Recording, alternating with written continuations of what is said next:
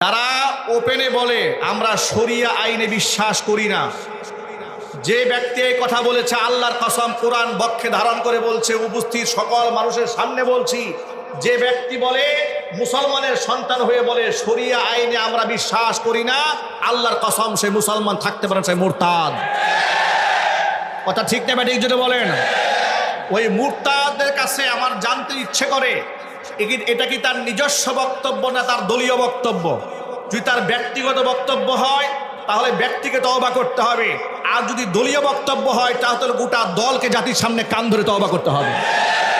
যদি তারা এই বক্তব্য থেকে পিছপা না হয়, কোনো মুসলমানের সন্তান তাদের সাথে ন্যূনতম রাজনৈতিক সম্পর্ক রাখতে পারে না। কারণ কোনো মুসলমানের সন্তান শরিয়া বিশ্বাস করি না এ কথা কুফরি।